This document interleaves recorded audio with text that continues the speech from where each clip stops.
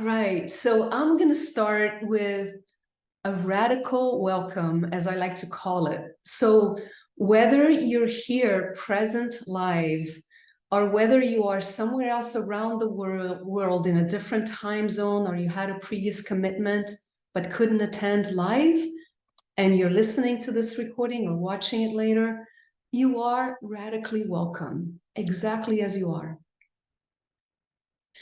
So what are we going to be doing in this session? What is this session?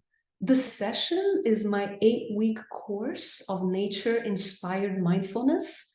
It's a 10-hour course that I offer that is being condensed in just like 75 minutes. And what we'll do today will be a combination of different things. We'll be doing meditations, yes. And of course, you'll hear me talk. I'll present a talk about the subject. And also there will be a lot of engagement. So chat engagement, I really encourage you to engage as much as you feel inspired to. And those of you who are listening to the recording later, I really encourage you to answer the questions. Even if you're not on chat per se, you can always answer your questions to yourself, or even better with somebody you love, a loved person.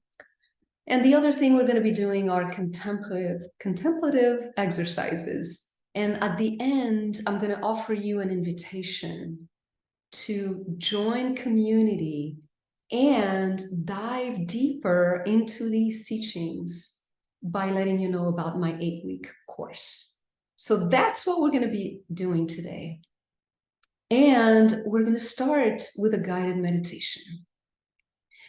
And I call this meditation sensorial nature. And I'm going to invite you to sit comfortably. And those of you who cannot sit for whatever reason, you're welcome to stand or even lay down as long as you don't fall asleep.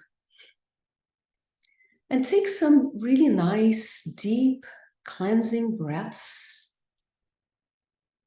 You might close your eyes. You might lower your gaze, whatever is most comfortable for you. Really connecting deeply to this present moment, filling your lungs as full as it's comfortable for you. And also exhaling fully, perhaps even sighing it out. Let us do that 2 or 3 times. Filling in your lungs, realizing your in-breath is the out-breath of trees, plants, and plankton. And releasing in the out-breath, realizing the reciprocal relationship where you are offering with your out-breath. It is the in-breath of other beings. And allowing slowly your breath to come back to its normal rhythm.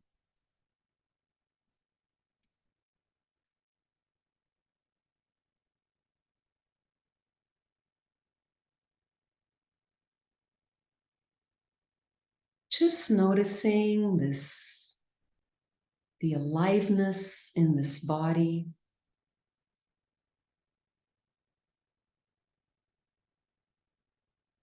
Noticing the sensations that are present. Whether it's the sensation of your body on the chair,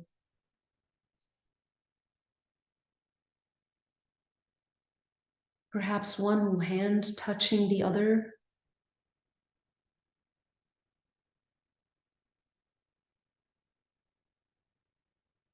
Or it might be the sensation of your breath itself, rising and falling.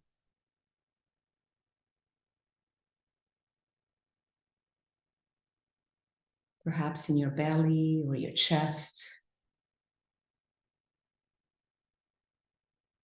And when you find your attention getting distracted, just notice that thought or feeling that's present. And with a lot of kindness, just bringing it back to the present moment, bringing yourself back to what we call the anchor of your meditation.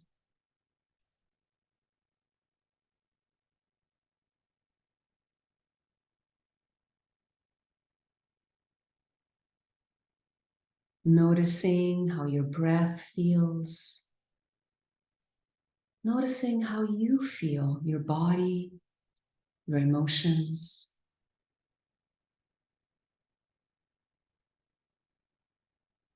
And now sensing, is there any particular smell that you might be present to at this moment?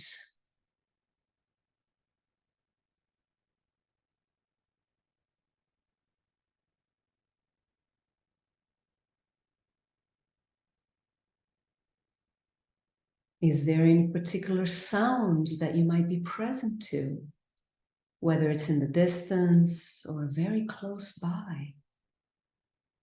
What are you hearing?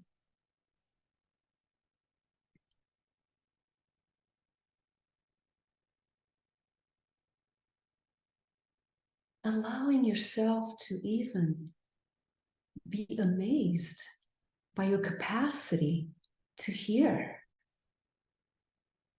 if it's present for you.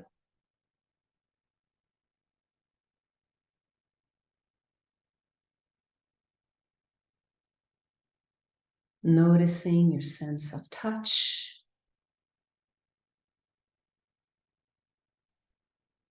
If you have one hand touching the other, what is that sensation like?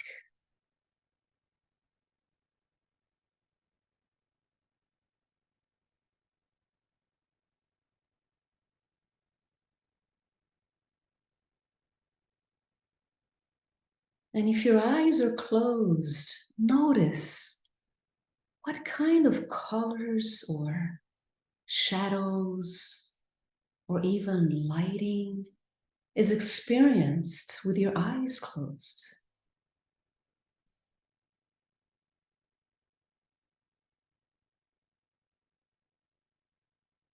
If your eyes are just, you might have lowered your gaze.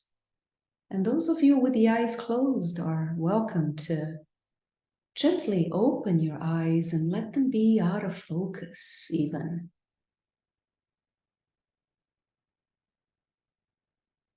What are you present to with a sense of sight?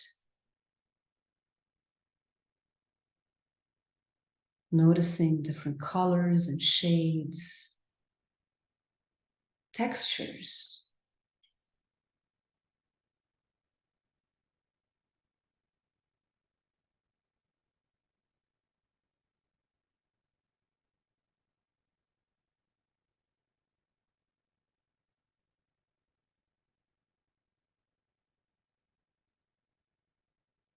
Now gently deepening your breath again, wiggling your toes, moving your fingers.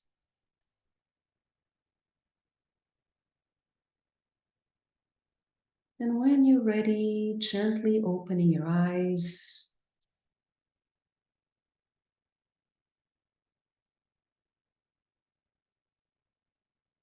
Hello, everybody. All right.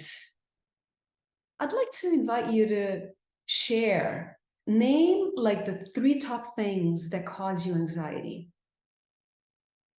on the chat. So let us know. What are your top 3 things, or just top 1 thing even, that you might feel like sharing? Old age infirmity. Thank you for sharing that with vulnerability. Yes. Too many things to do. Scary weather, poor health, and work stress. Rushing, time, Right. Some people call it time sickness. It can be so common for so many of us. Stuff you have to do, habitat destruction. Yes. That's a really painful one. That's one to tend to emotions. Going to social functions. Perhaps sometimes FOMO can be a problem too, right? The fear of missing out, conflicts, finances. Yeah. Thank you for sharing, everybody. So the first thing I want to say is there's a reason why anxiety is so prevalent in this day and age. First of all, there's something called the negativity bias that can be really, it is wired in us from the time we were tens of thousands of years ago in the African plains, and even longer than that. We have been gifted with the possibility to have what's called the fight, flight, and freeze response. Back in the days, thousands of years ago, we were running from lions and tigers. We were in a situation where we were dealing with danger all the time. So nature has wired us with the capacity to be able to react.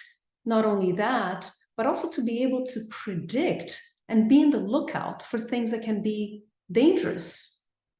It's been said that negative thoughts are like Velcro and positive ones are like Teflon. So if you had in your life connection with like 1,000 dogs and you petted most of them, you're probably going to remember the one who bit you, right? So there is that aspect of things. But in addition to that, we live at a time where we're basically bombarded with information. For one thing, social media companies, if you subscribe to any of them, can really, they have experts who know how to really trigger ourselves so that the algorithms get us addicted. So we're bombarded with this kind of information that gives us an enormous amount of choices. And there's the anxiety of making those choices. We also live like in a culture that's fixated with our flaws. There's like an ad industry that is estimated to be like in the trillions of dollars that really want you to never be fully comfortable in your skin, right? There's something that Tara Brach likes to call the trends of unworthiness. And there's no mistaking, it's not your fault. There's a cultural sort of like, it's like swimming in water of this cultural belief that we're never good enough. And we have to kind of like go into this colonial mindset of push, push, push, perhaps even run over a few people along the way. I mean, our reactive mindset can be incredibly destructive to ourselves and to other people. So the norm in our culture is anxiety and overwhelm. And the sage Krishnamurti, who used to be buddies, you know, he's gone now, but he used to be buddies with the Dalai Lama. He used to say, it's no measure of health to be well adjusted to a sick society. So this is something that we're dealing with. And calmness is power, right? There's a beautiful story from the late Thich Nhat Hanh, who was a Vietnamese monk. And he used to tell the story that when they were during the Vietnam War in Vietnamese refugee boats trying to escape the war, he used to say they would deal with like storms and pirates. It could be incredibly chaotic at times. So when the chaos would happen, there was a risk that they would lose everything. But if there was one person on this one ship that was calm, they could lead the way to survival. And we know who that person was. Thich Nhat Hanh was that calm presence. that would lead people to survive. And that's true not just for the Vietnamese ships, that's true for our lives as well. Some of the most powerful leaders are the ones that have a calm mindset, are the ones who, in the midst of crisis, can keep themselves in the present moment, making decisions from a place of calmness instead of reactivity. So, how do we practice being in a place of ease? There are many methods out there. The one that has been the most powerful in my own life and the people that I work with is what I have coined as nature-inspired mindfulness. And for those of you who haven't heard what that is, it's basically, it brings two aspects of our existence into play and merge them together. One of them is mindfulness, and the other one is nature being, as I like to call it, the realization that every cell of our being is nature. So let's start with mindfulness. I'd like to ask you if you could share on the chat. We have like a poll that from 1 to 5, right? How is your mindfulness practice?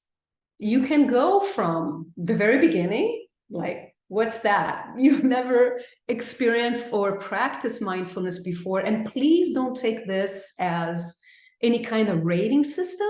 It's just a way to measure or to have a sense of where our community here today is at, all the way to you're a regular practitioner. I mean, I see some of my colleagues on this call and you yourself teach mindfulness. So it's like, this is like your daily practice. So we just want to know, like, where does most of you, like, where do you place yourself? How do you feel it in terms of where you are with your mindfulness practice? And ideally, we want all of you to go into 5 in given time and when you're ready. All right. I don't see too much motion anymore, so that's a sign that most of you have answered. A daily practice for 50 of you, that's amazing. You meditate occasionally, that's great. And for those of you who are new to meditation or you tried it and you gave up, that's totally fine. And I'm so happy that you're here. In terms of the definition of mindfulness, so many of you are practitioners. And so for those of you who are, what I'd like to invite you to do is to really practice the beginner's mind, right? Sort of like letting go of the I know everything or I know a lot and go into this place of curiosity, into this place of really being here and experiencing everything anew. And for those of you who have struggled with mindfulness or are just beginning, there's a misconception that mindfulness and meditation are about emptying the mind. Guess what? Good luck with that. I mean, it's impossible to completely empty the mind. Why? I mean, you can calm the mind, no doubt. But why is it impossible? It's because the nature of the mind is to excrete thoughts.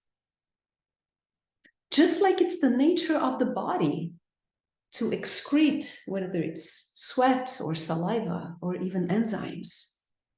The mind thinks.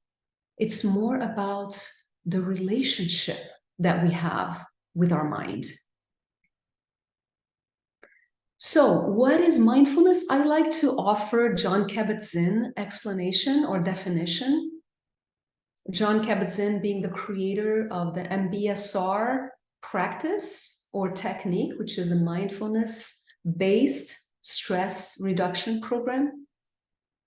And the way he describes it is mindfulness is awareness that arises through paying attention on purpose in the present moment, non-judgmentally.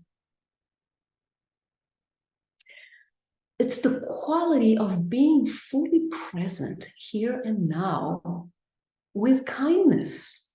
So when you think of being non-judgmental, it's really about being kind, whether it's with yourself or with others. It's really about being at home with ourselves and others and the world, and feeling comfortable in our own skin. It's really a gift that I really like to acknowledge, the gift from Asian cultures. Really, this is an ancient practice that goes back thousands of years. It started really with the enlightenment of the Buddha. A lot of people consider that Buddhism to be a religion. I like to invite the possibility of thinking of it as Buddhism really being the science of mind.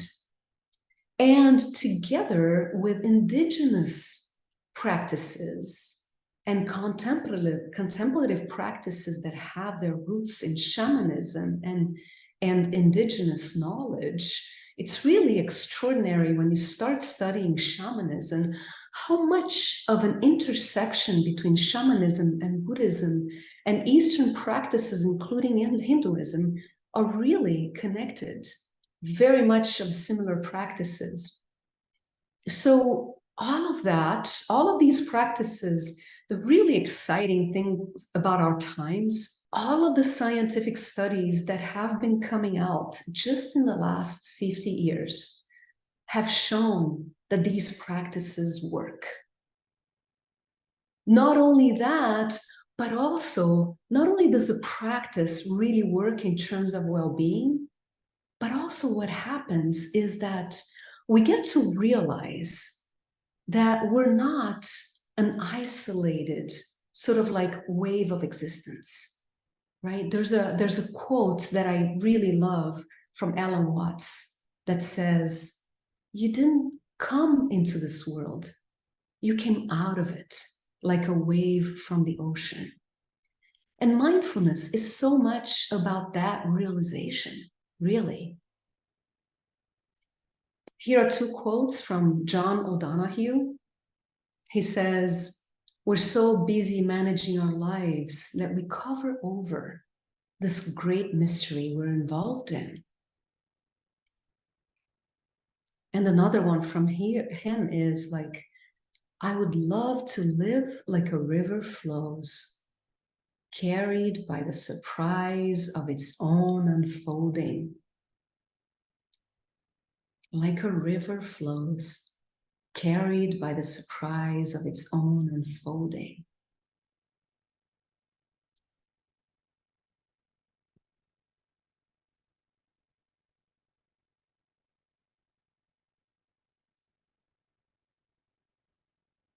So with that, going into the river of the second part of nature-inspired mindfulness, which is nature being.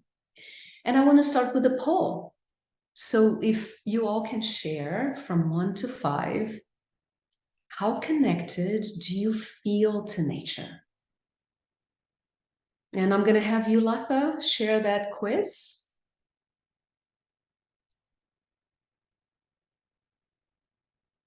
That's the nature question. Notice that I asked, how connected do you feel to nature? And not, how connected are you with nature? And the reason is so simple, is because you are nature. So you cannot not connect with nature.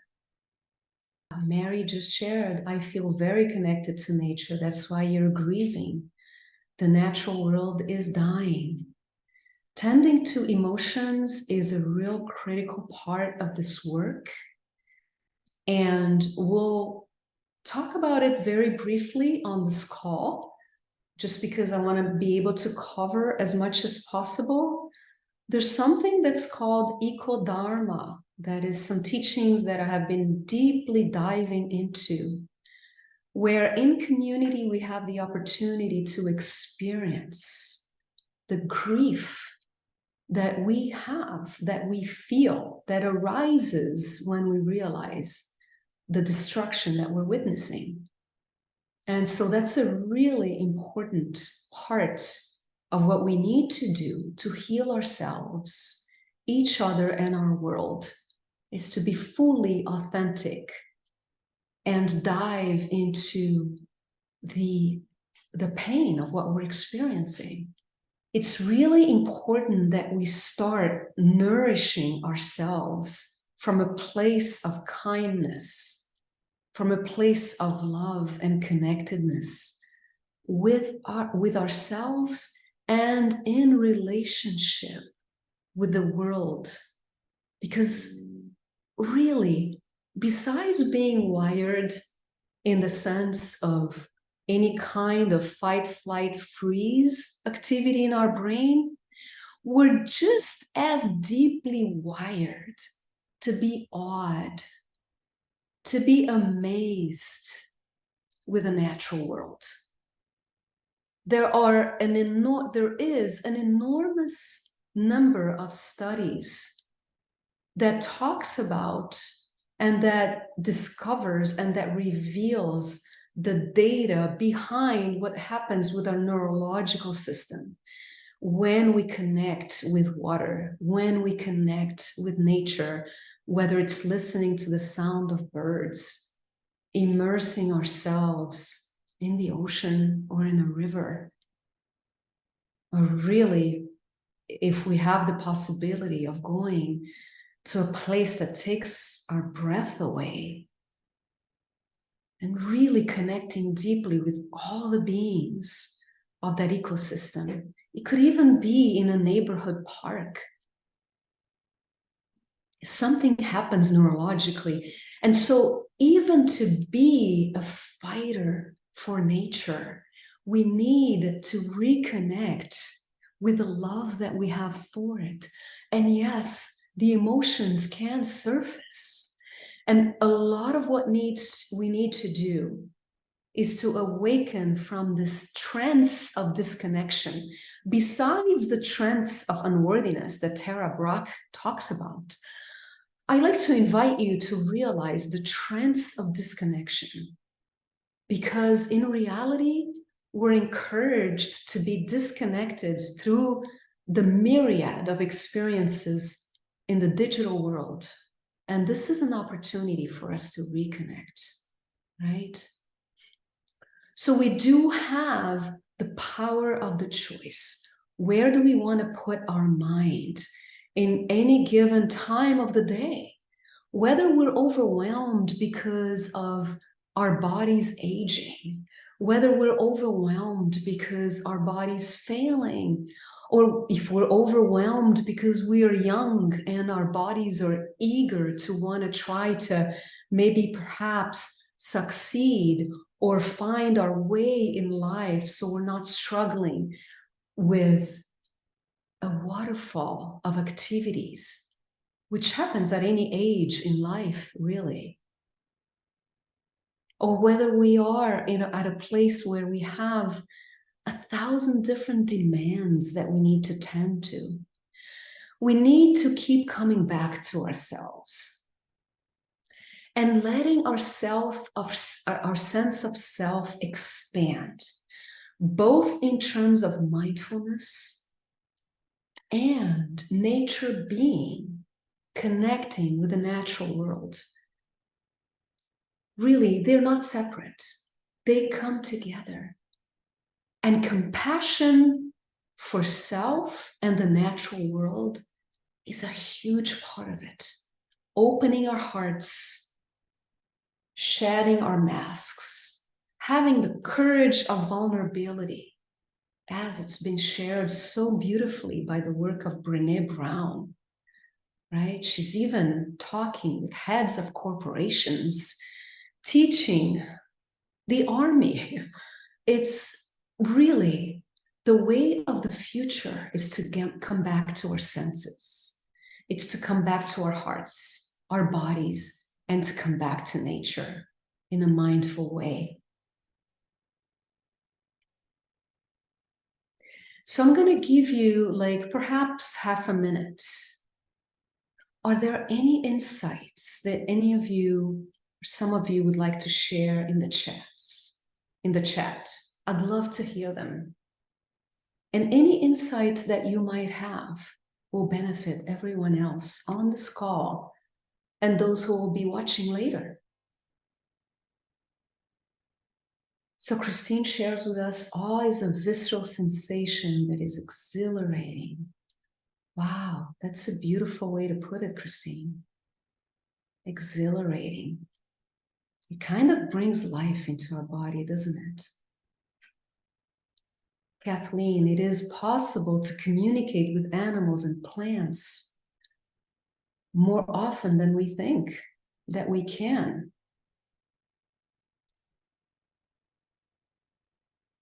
That's so true. And it comes with practice, doesn't it? Grief and outrage over damage done to nature could be the cause of dreams about being powerless to fix a terrible problem. Yes, it can be.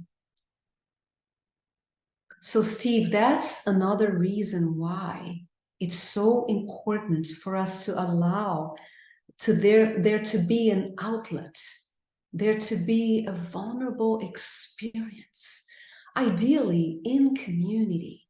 So Lori shares here, love and joy are positively activating emotions. Beautiful. Letting yourself feel love, joy, and awe for nature stimulates motivation to act on behalf of nature. It shifts us out of powerlessness. We protect what we love. Beautifully said, Lori. Thank you for that. Jill shares, each day I try to express my gratitude no matter how small or large. My butterfly garden and small herb garden deserve my nurturing. Thanks for sharing. All right, so there are a few practices that I'd like to share with you that I think are key. Many of you are already doing this practice, and so again, this will be a beginner's mind opportunity, right? Practice number one is, for those of you who are not yet comfortable or familiar with it, try to do a daily meditation, even if that meditation is only 10 minutes a day, even 5 minutes a day. Perhaps even if you can't do that, it's too hard, even 3 minutes a day. The idea is that you bring your awareness to an anchor of your meditation. It could be the anchor of your breath. The breath is the most universal anchor that has been used for thousands of years. And you can also use body sensations. And any sensorial experience in nature can be a beautiful anchor. Like I like to have I have a little fountain that recycles water. And one of my sit spots is to sit right by it and really tuning into the sound of water as it morphs into a million different expressions of music. Whatever it is for you, finding an anchor that brings you back into the meditative state and practicing that. And the important thing about making it be daily is because it rewires your brain. There's something called neuroplasticity that if any of you attend the 8-week course, that's something we dive into. The power of neuroplasticity that really realigns our brain to anchor a habit. So for now, make sure you have your meditation be daily, as little as it might be. And when you feel like you're judging yourself because you're not doing it right, or whatever right might be for you, bring that sense of lovingness, that non-judgmental mind. Bring kindness to yourself. Practice number 2. It's called the STOP acronym. And STOP stands for S for stop itself. T is for take a breath. O is for observe. And P is for proceed. So I encourage you to write that down. Stop, take a breath, observe, and proceed. Why is that a powerful practice? It's because you can bring it with you. Let's say you're having a difficult conversation that you're planning to go to and you're planning to have with someone. And you know that there's a possibility of all kinds of triggers. By doing stop, really kind of realigns you with your intention, realigns you. What is it that I'm present to, right? If you're going into an important meeting, it might be a business meeting, realigning yourself. What am I noticing? What am I observing? And it's also very quick. You can do stop in like 15 seconds. The important thing is to do it as many times as you possibly can. Okay? Practice number 3. We already talked about that, but hey, a reminder to you, to me, to everyone who's attending this now and later, commune with nature. Allowing yourself to be amazed. And even if you cannot leave your home or office, it's as simple as like opening a window and looking out to the sky. I mentioned connecting with the rays of a sunlight, of a sunrise or sunset. It can be touching a rock. When you're preparing food, smelling your herbs and connecting with the colors and the taste of what you're preparing. Sensing gratitude for the beautiful and precious beings that gave their lives so you can have your own life be rebirthed every day. Those are just examples, but it really comes down to allowing yourself to be amazed because you are nature and you are in relationship with nature all the time. All the time, right? Practice number 4. Seek people in your life who have this practice, right?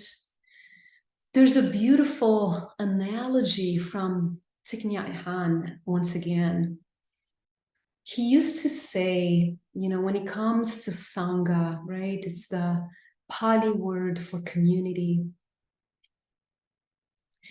When we think of ourselves as individuals, we can think as if we were like a drop of water.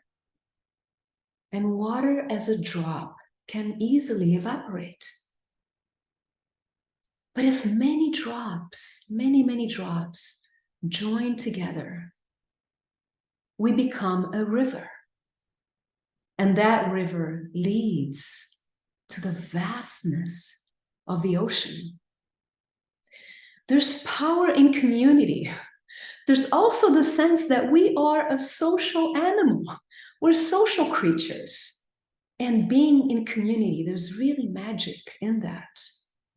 So the next dinner party you're going to throw or the next event you're going to be participating in, invite the people who are connected with this practice. It's magical because then we help each other, right? And later in this call, when I'm going to be talking about my class, there's going to be an opportunity for us all to be in community and continue this conversation as well. So I want to invite you to write something in the chat as well as in the notes from the practices that I offered you. What can you commit yourself to doing that you have not done before? That's not a practice that you've had so far. What would you commit yourself to doing? What gift can you give yourself by making a commitment to your own soul and to this community who's here with you today? What can you commit to? Beautiful. I don't know if with my Brazilian accent, I don't know if I can say your name right. Is it Helene? Helen? Commit together more often with like-minded souls. Beautiful.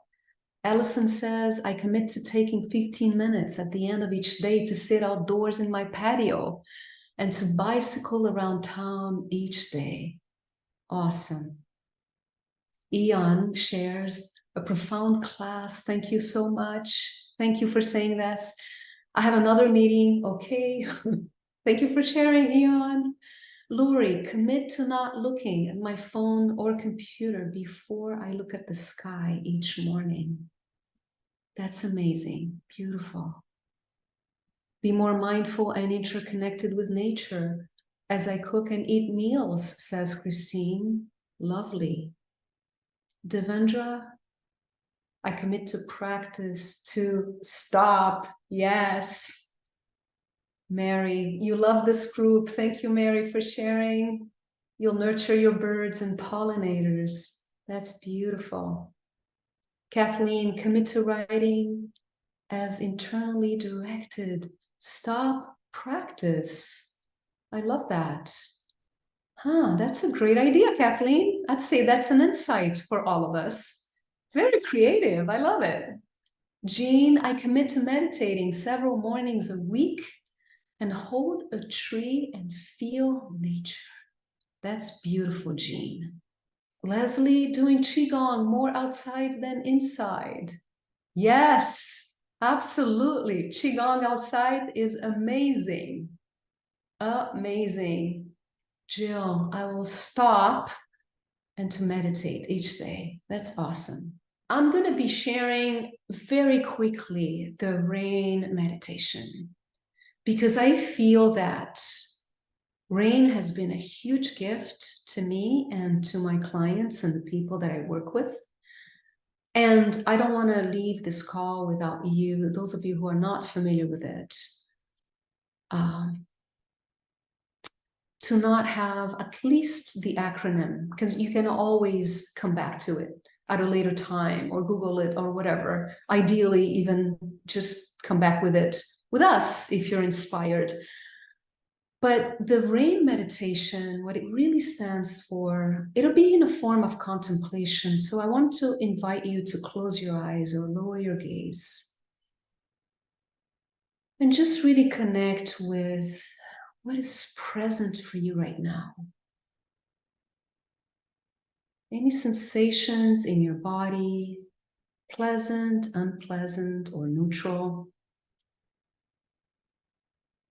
And also noticing what emotion might be arising, or emotions in the plural.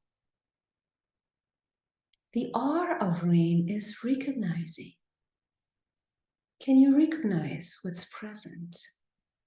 Is it joy and bliss? Belonging? Or is it sadness, anger, anticipation, curiosity, wonder?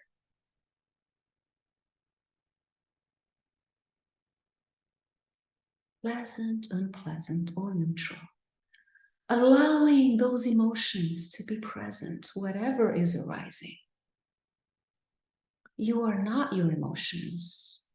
They're just waves. You are the ocean. Noticing the waves as they arise and fall. R of rain, recognizing. A of rain is allowing to be there. I of rain is investigating, where do you feel it in your body? pressure in your chest, tightness in your throat, hands, discomfort on your neck. Wherever that it is that you feel it, allow that wave of emotion or those waves of emotion express themselves in your body. They spring from your body. Just noticing, investigating. The second part of investigating is, what am I believing? Not going into the whole story of he said, she said, or I am, or this or that. Just very simply, is there something I'm believing right now? Am I 100% certain that that belief is true?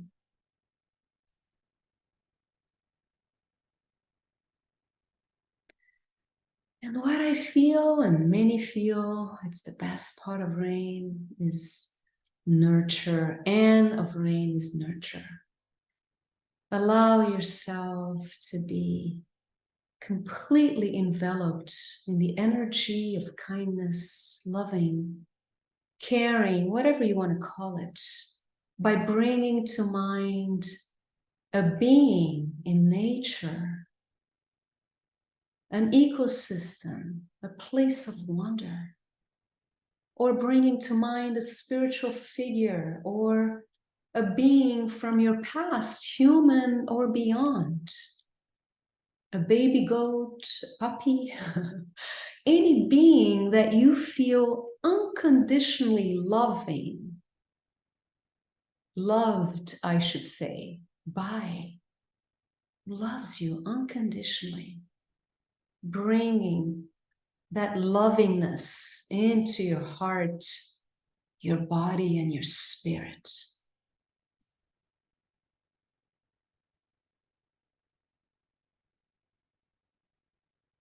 And after the rain, what happens in nature after the rain? Little seeds break open in the ground. Little seedlings break through the ground. Blossoms open in their magnificence of color and scents and beauty. Trees get nourished. All of nature becomes alive. Water is life in nature. Water is life even through the rain meditation. Water is life. Água é vida, as we say it in Brazil. Água é vida. Agua es vida in Spanish. Yes, whatever language you want to translate it to, really let that anchor in you. When you're ready, gently and slowly, wiggling your toes, moving your body. I actually want to invite you to stretch, letting that animal of your body come alive. Sorry, my body wants to crack. Yes, rain does bring us back alive. And if you don't feel a shift, just know that it takes practice. Sometimes doing it over and over again is really where the magic lies, where the healing lies. How do you feel?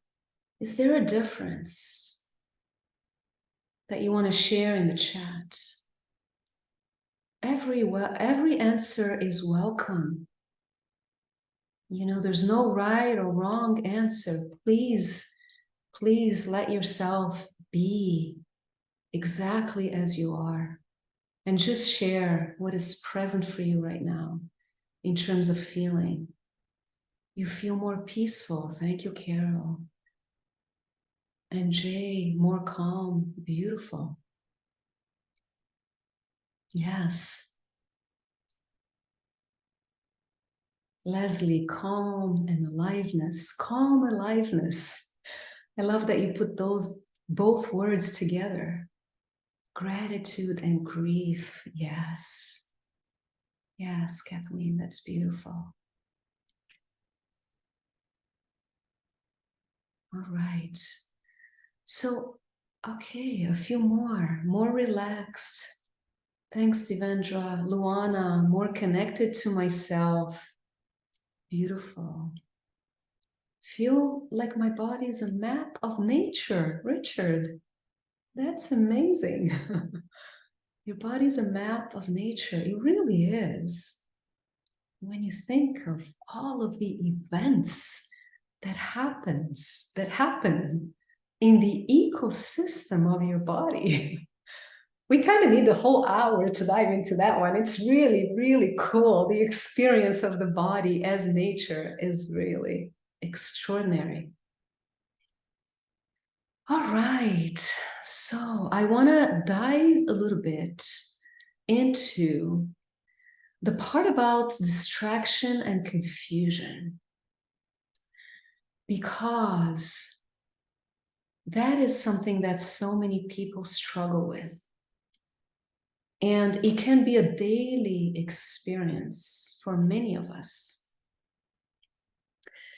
And really, the way to overcome is not the right word, but to cross through confusion and resist the distractions is to really come deeply into what matters most in life, right? So we start, but really looking at the power of our life purpose.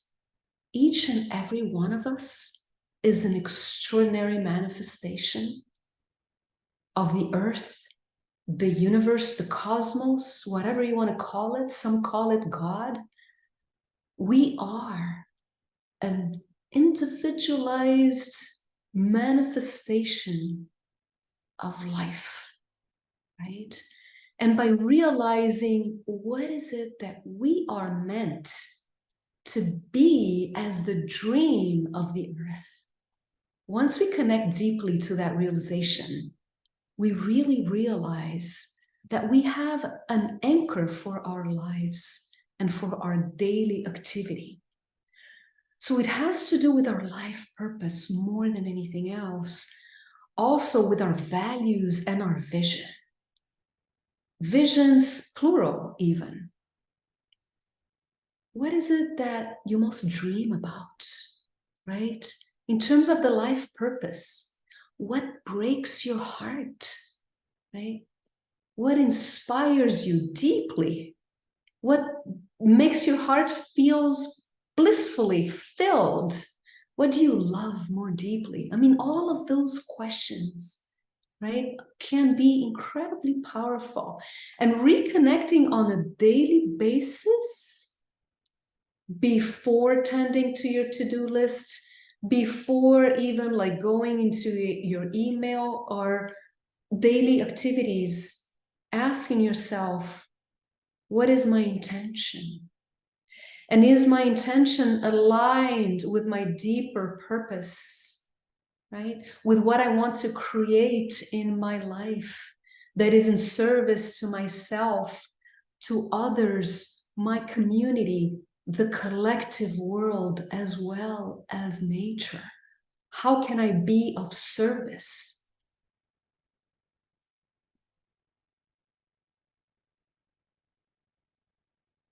Howard Thurman has a beautiful quote. He says, don't ask what the world needs.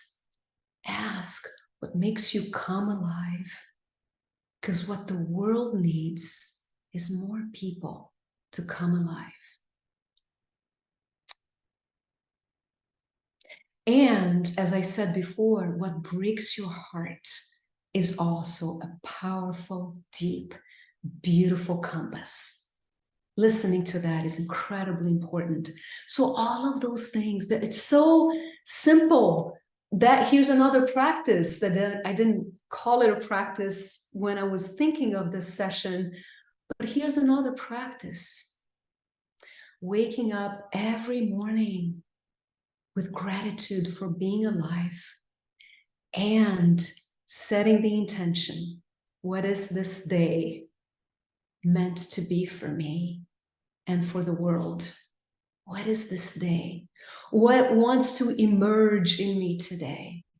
And certainly, it's many times aligned with our to-do list, but then when we revisit our to-do list, we might find that maybe a dozen items on there might have to be dissolved into the nothingness because they come from a place of obligation, they come from a place of others' expectations, right? But they don't come from your deepest values and purpose. So really getting clarity. Confusion is when we disconnect with our sense of purpose and our values, when we realign ourselves and dip into meditation. That has really a powerful effect. Here's a contemplative exercise. So when you are with an opportunity to spend, some time with yourself and with nature, going outdoors, going in nature can be as, simple as your own backyard, a neighborhood park.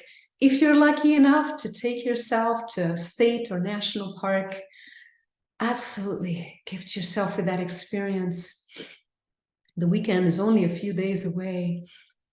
Going out in nature and asking the beings of the land empowering questions.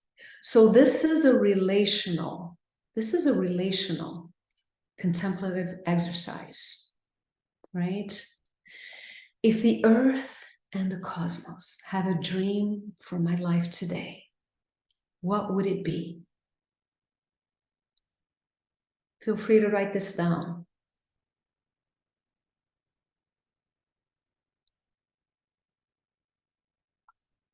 If the earth or the cosmos have a dream for my life today, what would that dream be? And I am affirming to yourself, you are a perfect manifestation of nature. Nature does not make any mistakes. Your gifts, your talents, your being you with everything that you bring is absolutely perfect in the right time and place for the dream of the earth to manifest itself through you. Another question, what makes my heart sing? What makes my heart sing? And if you are in the wilderness, might as well just sing and listen to the song of birds and of the river, of the waterfalls, if you're lucky enough, or your little fountain, whatever it might be, allow yourself to sing. Which reminds me, being playful is such an amazing medicine, right? One of my most treasured memories with my mother is when she taught me to go to the beach. I was lucky enough to be born and raised in Rio, and we have a lot of gorgeous beaches. And she would teach me to play with the surf. We would run away from the surf when it would come towards our feet, and we would run towards the surf when the surf was, basically going away from our feet. And it was a beautiful relational experience. And when the surf was about to catch us, we would just jump over it and just splash ourselves with water. And it was so beautiful. And, the 10-year-old in me, I still do it. When I'm with kids at the beach or we're doing nature therapy, I have all the kids and the adults do it. And I want to invite you, if you're lucky enough to be by a body of ocean and seawater, absolutely let yourself play any body of water, right? There's the beautiful book, Blue Mind, by Wallace J. Nichols, who was a scientist who studied how we are deeply neurologically, absolutely perfectly wired to be connected with nature. Little chatting here. Let's go on chat, everybody, and feel free to write it down. What would my life be like if I were totally aligned with my values, visions, and life purpose? Please write that on the chat. Christine says, I would nurture the pause and respond with compassion. That's beautiful. Kathleen says, following my dream to help people to see their own beauty with the help of nature and our relation to it. That's a beautiful, beautiful vision. Steve says, it would be what you're doing, what Steve is doing. I take photos of mostly birds that I have shown in more than 200 presentations. That's amazing. Dozens of articles, lots of blog posts. That's amazing. You just wish you were able to cause more change. You know what, Steve? Sharing beauty is a powerful way to cause change. That is your given way to cause change. So don't underestimate your gifts. Luana, it would be like dancing to a song you know really well. That's amazing. I love that. That's very creative. Fabulous. Now, still on chat, a different question. How did this session resonate with you? We're about to wrap up. I do want to share about the course with you. And I would love to know your feedback. How did this session resonate with you? And please be as authentic and honest as you can possibly be, because you would be basically giving us a gift to know exactly how this landed for you. Lori said it resonated a lot. Thank you. Thank you for participating, Lori. I'm delighted. Ellison says, very thought-provoking and introspective. Indeed. Thank you for sharing that. Janet loved it. That's great. Helen too. Beautiful.